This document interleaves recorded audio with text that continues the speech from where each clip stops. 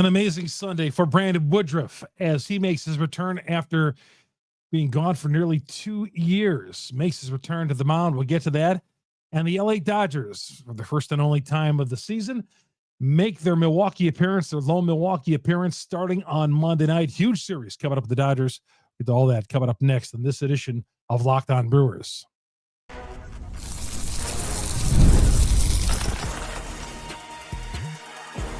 You are Locked On Brewers, your daily Milwaukee Brewers podcast. Part of the Locked On Podcast Network, your team every day. Road trip started on Wednesday for the Milwaukee Brewers after the day off on Monday, the rain out on Tuesday, and they come back from the road trip 3-3, finishing it up with a big outing from Brandon Woodruff on Sunday. They got the LA Dodgers coming in town next. Dodgers on a little bit of a slide. Rhys Hoskins, he's going to be out for a little bit. He's got a sprained thumb. We'll talk about that. And Freddy Peralta is an all-star. Hey, everybody, Chuck Freeman, Locked On Brewers, part of Locked On Podcast Network. We are your team every day. Great to come with you on a Monday morning on your ride to work or whatever you're doing today. Maybe you're up north in northern Wisconsin and you're getting up and you got us on in the morning as you're looking out over your beautiful lake. Wherever you are in the great state of Wisconsin or wherever you are all over the world. Thanks for tuning in to Locked On Brewers. Again, Chuck Freeman, longtime sportscaster here in the state of Wisconsin, proud host of Locked On Brewers. All right, Brandon Woodruff. Brandon Woodruff, I said this in my short video. No one really expected, and even Murph said after the game, no one really knew what to expect from Woodruff, but nobody really thought he'd go out there and go 6 innings. 2 hits, 70 pitches on 8 Ks, right? I was thinking along the lines of maybe 3 or 4 innings, give up a couple of runs, just something to build on. Coming off the shoulder surgery, had not pitched since September of 2023, ironically, right there in Miami. And if you've been following the Brewers or this podcast or watched the game on Sunday, you know, they mentioned it a few times that, that's where he pitched his last major league game. It's been a long climb for Woodruff. But, man, it's great to see a guy who is just such a well-liked guy, genuinely a pretty nice guy. The Brewers got pretty good guys on their team, to be honest with you. And when I say that, when in terms of the media, we have to deal with these guys, deal with the players. We got to interview them and take some of their time and all that. And they don't know anything to the media. They don't. But, they give their time up and you're pretty gracious in doing it. And Woodruff's one of those guys. He's in the line of a long list of guys on the Milwaukee Brewers team who are cut from that same kind of cloth, real genuine guys. And, you felt for him when he found out he had surgery a few years ago. He needed surgery a few years ago. And, he didn't know if he was going to be ever a Milwaukee Brewer again. And I remember the night after Thanksgiving of 2023 when the Brewers decided, well, you know what? We're not going to tender him a contract. It wasn't the night after Thanksgiving. It was the Friday before Thanksgiving. They were not going to tender him a contract. Therefore, he was going to be out on the market. Ended up coming back and signing a discounted deal with the Milwaukee Brewers because, a healthy Brandon Woodruff at that point had the Brewers chosen not to. Had he gone on and they certainly would have tendered him that year. He would have pitched and he would have become eventually become a free agent and he would have earned maybe $150, $200 million on the free agent market. He would not be with the Milwaukee Brewers right now had he not got himself injured. Okay.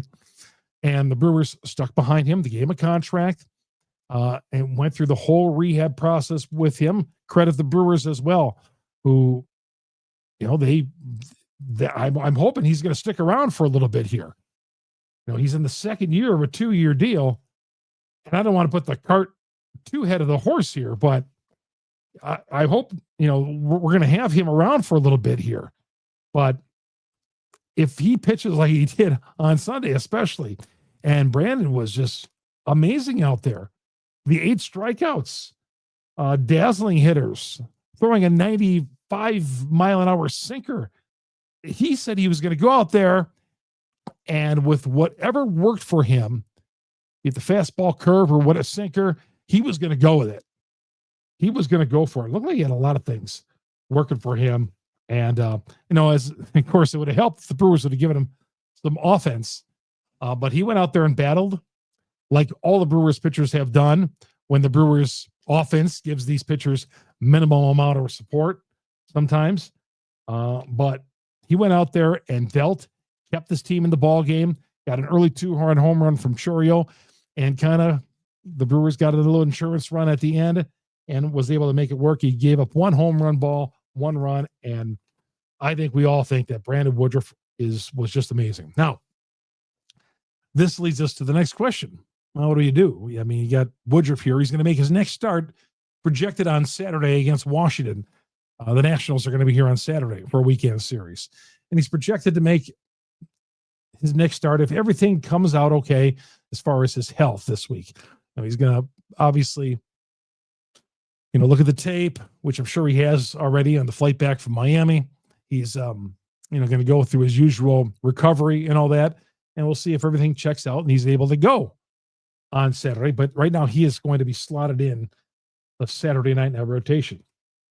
Again, I don't want to get too far ahead, but let's say Woodruff returns and he is real good. Okay. He's the Brandon Woodruff we all know and love. And we saw that on Sunday. Again, I'm not expecting what he did on Sunday, but I mean, look how many Brewer pitchers have done this so far this year. Pitching staff has just been amazing. But obviously you're going to have a surplus of pitchers. They've already said Chad Patrick down. And Chad Patrick would probably make nearly 75, 80% of the rotations right now in Major League Baseball. Maybe I'm a little liberal on that. Maybe 75 to 80, maybe a little less. He'd be in the rotation right now. But he's going to make a trip to Nashville. Brewers put Garrett Mitchell, and that's not much. He's going to be out for the year anyway on the 60-day injured list. He's not playing anymore anyway this year. But Patrick did make a trip down to the injured trip down to Nashville, and then you look at the Brewers rotation down there and how great it is. So with the team having a surplus, just an amazing surplus of pitching, good pitching, guys having good years, the Brewers could deal a couple of these guys. And I'm not talking about the young guys, but I would think number one, Cortez, who made a rehab start last week and looked pretty good. He's going to be a guy who the Brewers are going to likely deal. And possibly Quintana, who lately has struggled through that third time in the order, but he's had a solid year with the Brewers. He's bounced back from that injury and he's had a solid year. God, I'd hate to trade Quintana. Even though we have a surplus of guys, I would really think long and hard about that. But you can't go with a 7-man rotation. You can't go with a 6-man rotation. They went with a 6-man rotation this week. They let Patrick pitch his final game on Saturday, and now he got sent down. So they're going to go with a 5-man, but we'll see. We'll see. The Brewers will not go with a 6-man, and they've got guys in their farm system who they really like. Tobias Myers, who could be on a major league roster, is in the minors. Okay, Chad Patrick, major league roster, he's in the minors. Logan Henderson, we saw how brilliant he was in his outings here in the minors. They have 3 guys in that rotation now in Nashville who could be on a major league roster. So yes, I think the Brewers could make a move. Now, man, I'd be reluctant to trade one of those young guys. Trade one of those young guys for some help. A rental player. This team does need a bat, but they need a few more bats. They need some guys to step up on this team. And I know I'm kind of being redundant on that, but one bat on this team, I don't think is going to make a difference. They need guys on this roster to turn it around offensively. We're getting to the All-Star break, and I don't know if that's going to happen. We may just have to live with this for the rest of the season and do something in the offseason, which they didn't do last year. But had this pitching staff not performed at such a high level that it has, the Brewers would not be 10 games over the 500 mark and 4 games behind the Cubs in the NL Central and ahead of St. Louis and ahead of Cincinnati. But they're battling because look at 2 of the 3 games this past weekend. They won with their pitching. They won Friday night's game with their pitching. They won Sunday's game with their pitching. Saturday, bullpen let down there a little bit, and they got beat. But they took 2 of 3, basically jumping on the back of the pitching, and they've done that all year long, riding the pitching. I'd be hesitant to trade one of those young guys for a rental. I really would, to be all in. I want to win as much as the next guy, as much as you guys out there. But my God, I do not want to give away some young pitching to just rent a guy for a couple of months. Okay. And you're talking third base as well. The Dodgers who are here next, they're looking for a third baseman right now as well, because their third baseman, Max Muncy, is out for the next 6 weeks. We're going to get to that. We're going to get to the Dodgers coming up next. Dodgers are going to be here for a big 3-game series. Man, some great pitching matchups. It could be fun being at the ballpark this week. We'll get to that coming up next on this edition of Locked On Brewers. Locked On Brewers, part of Locked On Podcast Network. We are your team every day. And Monarch Money. You want to know where your money spent? Maybe this weekend, the 4th of July weekend. Yeah, just we all spent a lot of money, maybe too much money. And Monarch Money is going to see your personal CFO is going to tell you where exactly you spent all your money, and that, hey, you shouldn't be spending money here or here or here or here. This is where your money is going to grow. Take control of your finances right now with Monarch Money. Use the promo code LOCKEDONMLB at monarchmoney.com. You're going to get 50% off your first year. Again, this Monarch Money is a personal CFO. It's going to tell you all your investments. It's going to tell you where you're spending your money, where you're everything. It's a terrific site. And again, 50% off your first year. You'd love to go with it. We have done it in our family. We've taken advantage of the 50% for the first year, and it tracks our accounts and investments and all the spending that we do all in one place. Says, hey, the Freemans, these guys, they go out to eat too much. And then it's up to you to decide, okay, yeah, we're not going to go out to eat too much. Oh, we're not going to spend this money online and all that. Monarch Money's going to tell you where you waste all your money, basically. monarchmoney.com. Locked On MLB is the promo code, 50% off your first year with Monarch Money. Chuck Freeman here on Locked On Brewers, part of Locked On Podcast Network. We are your team every day. Hey, everybody, thanks for joining us. We got a lot to come out here on this episode, but I just want to tell you real quickly, if you're looking for the podcast, let's say you're watching us on YouTube right now, you come across us on YouTube, go to on any of the audio platforms around Locked On Brewers, whether you Google, Spotify, Apple, we're on all the podcast platforms out there. All you got to do is search Locked On Brewers and hit the subscribe button there or hit an alert button. That'll alert you every time we drop an episode. And you get the audio version of Locked On Brewers daily right here, delivered right to you. And, it's all the content is free. And if you're already listening on the audio podcast of Locked On Brewers, please go to YouTube, become a subscriber. It's free there as well. Just hit subscribe, go to search Locked On Brewers. And once you see our beautiful site, hit the subscribe button, hit the bell. That alert you every time we drop an episode, pushing towards 5,000 subscribers, up to 4,800 right now. And looking forward to getting maybe 5,000 by the end of July or so. All right, the Dodgers are here. And when the schedule comes out every year, usually the season before, that's the way baseball drops it now. They drop the schedule while the current season is still going on, which I think is bizarre. Do something in the off season.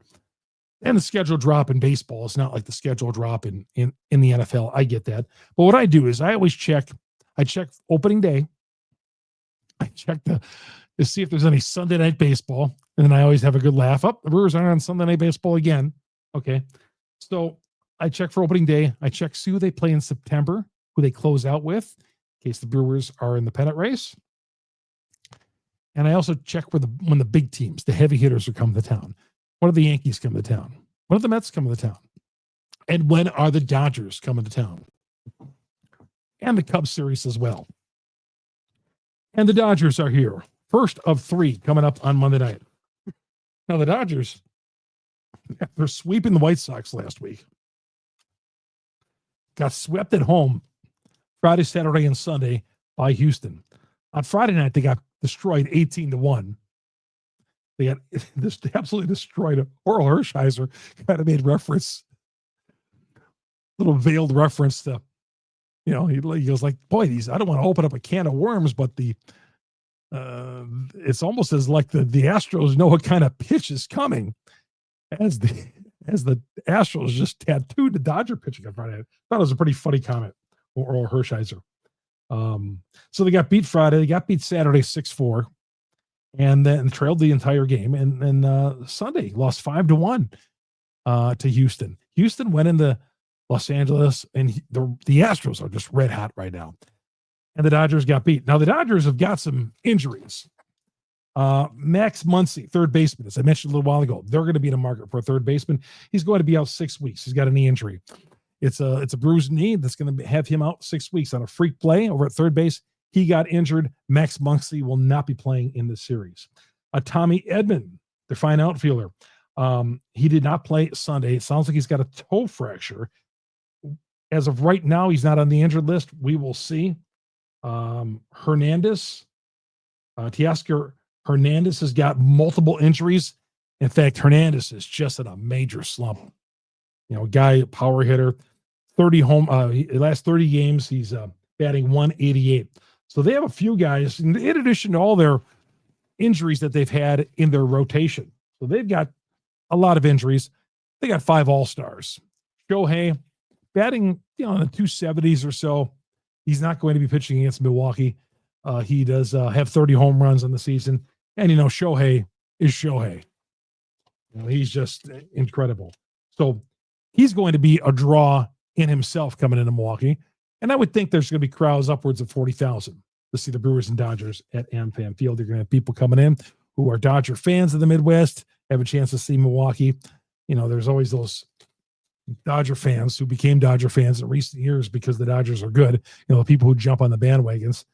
And it really bothers me when I go walk around town and I see people with Dodger caps, and I'm like, you wouldn't have been wearing that Dodger cap a few years ago, right? It's like Boston Celtic fans, Laker fans. Like when the Lakers are struggling there for a little bit, it was like you wouldn't.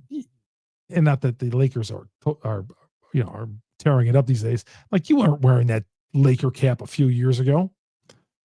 Celtics as well. How about those Orlando Magic fans? Remember those fans in the mid-90s? Oh, yeah.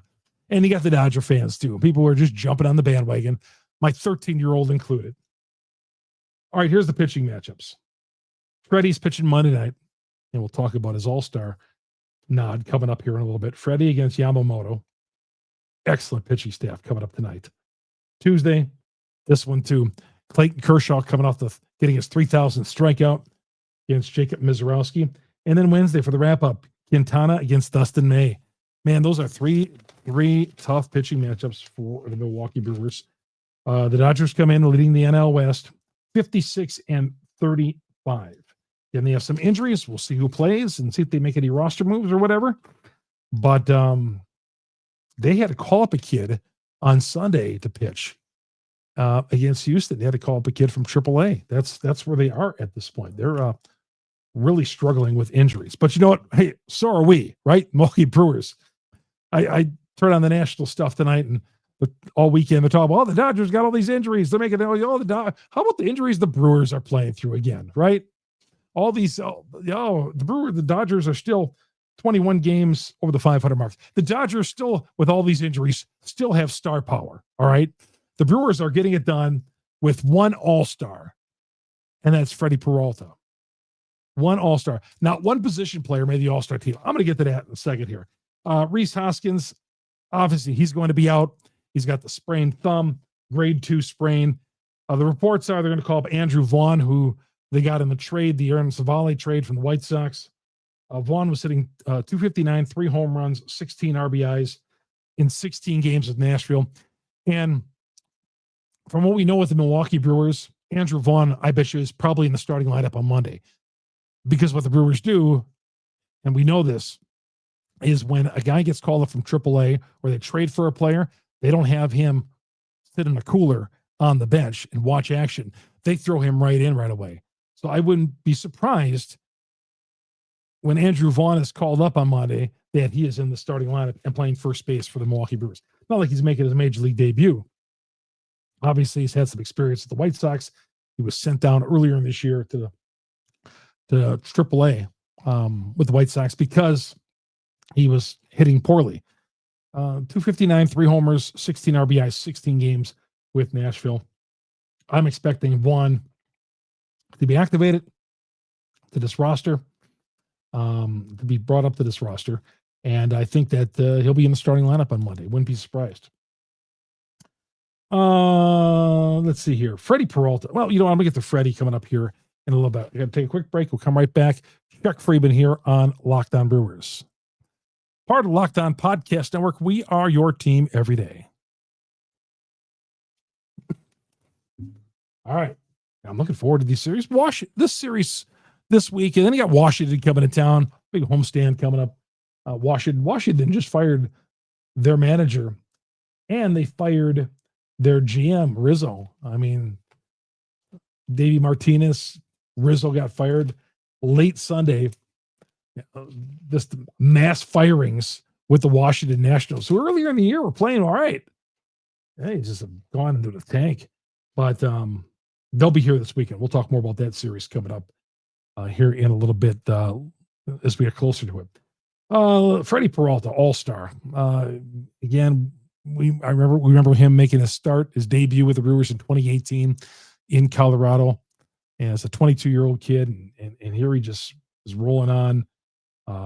He is now. Here's the thing: is Freddie and I not pitching the All-Star game next Tuesday because he's scheduled to start Sunday against Washington.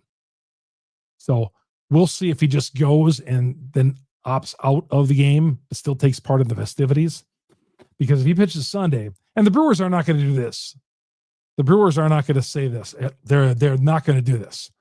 They're not going to say, "Okay, Freddie, since you're pitching in the All-Star game, we're going to miss your turn on Sunday." They're not going to do that. He's paid to pitch for the Milwaukee Brewers. So he's pitching for the Brewers on Sunday. They're not opting out of that deal. They're not bypassing a start on Sunday. So he could possibly pitch a third of an inning maybe on Tuesday at the All-Star game. No. So Freddie's, and I think we're all in agreement with that as Brewer fans, right? We all want him to pitch Sunday. We don't want him to skip a start. Even though the Brewers have an abundance of pitching, we don't want him to skip a start just so he could save himself for maybe a third of an inning, if that maybe, at the All-Star game. But it's a great honor going to the All-Star game. But how about it? No Brewers made it. I thought maybe Yelich would make it, but he saw that Soto did not make it. I thought Soto might get into the All-Star game. Did not make, especially the big market Mets. When the Brewers get shunned, it's one thing. But when the Mets in that market, as Major League Baseball wants to highlight their stars, I was a little surprised at that. But how about that? Brewers 50-40. Nobody from the offense makes it. And let's face it, nobody really should. I mean, Yelich is coming on strong. I don't think Turang and Frelick are really having all-star type seasons. Well, I think all-stars. I think them great seasons. Neither one of these guys they're having real good seasons. By the standards we set for these guys growing as major league players, I'm fine with the year they're having. They're just not having all-star type seasons. Frelick and Turang.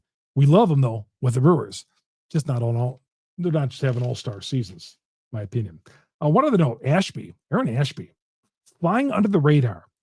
Have you noticed he's got a .093 earned run average? Pitched some big innings in Miami. He's got a .093 earned run average in 19.1 innings. So I think Ashby kind of flying under the radar a little bit. I'm not saying an all-star, but I'm saying as far as what he's doing with the Milwaukee Brewers, Ashby has been just incredible. And one other note, do you see Shane Smith, who the Brewers did not protect in the Rule 5 draft last year, was picked up by the White Sox. He was an all-star. Again, every team's got to have an all-star. Shane Smith is the White Sox all-star. Second time in Major League history that somebody has been selected in the Rule 5 draft, and that next year they made the all-star team. Shane Smith, And of course, the Milwaukee Brewers, the pitching rich Milwaukee Brewers. All right. Dodgers coming up. First of 3 on Monday night. We're going to be right back here on Monday night. By the way, the Dodgers record against teams with winning records this year, 20-19. Think of that. They're 20 games over the 500 mark, feasting on bad teams, kind of like we think the Cubs are, and the Cubs took 2 or 3 from St. Louis over the weekend. But the Dodgers are 20-19 against teams with winning records. I see already the Brewers are a minus 140 underdog on Monday with Peralta. Love it when Milwaukee's an underdog. Give that to me every day of the week when the Brewers are an underdog, especially at home. Hey, everybody, we'll see you late Monday night, everybody. If you see me at the ball games this week, I'll be at all the games. Please say hello. Always stop and say hello. And love to hear you talk Brewer baseball with you. See you at the games. This is Chuck Freeman, Locked On Brewers, part of Locked On Podcast Network. We are your team every day.